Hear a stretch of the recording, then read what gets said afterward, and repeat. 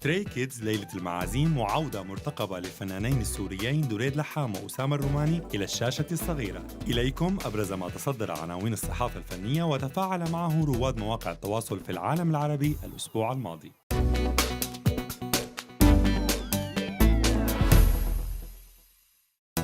شارك نجوم الكيبوب الكوريون في فعاليات الاحتفال باليوم الوطني لكوريا الجنوبية في إكسبو 2020 دبي، ومنهم فريق ستري كيدز الشهير الذي حظي وصوله إلى منطقة الخليج الأسبوع الماضي بتفاعل كبير على مواقع التواصل في السعودية والإمارات. وتم إلغاء حفلهم المنتظر في موسم الرياض بعد استعدادات وحماس كبيرين بسبب سوء الأحوال الجوية في العاصمة السعودية.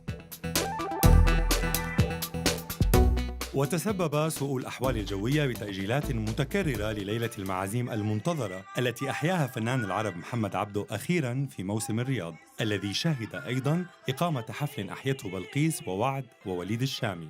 وحظي حفل إليسا ونصيب زيتون بتفاعل كبير على مواقع التواصل. وبعد الإعلان عن تأجيلها سابقاً، فاجأت سيلين ديون جمهورها بإلغاء العروض ال16 المتبقية من جولتها العالمية بسبب المشاكل الصحية المستمرة التي تواجهها مؤخراً. وقالت المغنية الكندية إنها تتعافى من تشنجات عضلية شديدة ومستمرة مما يعيق قدرتها على الأداء، وذلك بحسب بيان نشرته عبر حسابها الرسمي على إنستغرام. وعلى سيرة إنستغرام، احتل حساب عارضة الأزياء والبلوجر الأمريكية كايلي جينر المركز الثاني من حيث عدد المتابعين بين المشاهير على موقع تبادل الصور الشهير، وذلك بعد أن تجاوز عدد متابعيه مؤخراً 303 ملايين متابع، فيما لا زال حساب نجم كرة القدم كريستيانو رونالدو يتصدر المركز الأول بما يتجاوز 392 مليون متابع. وتستعد كايلي قريباً لاستقبال طفلها الثاني من المغني الأمريكي ترافيس سكوت.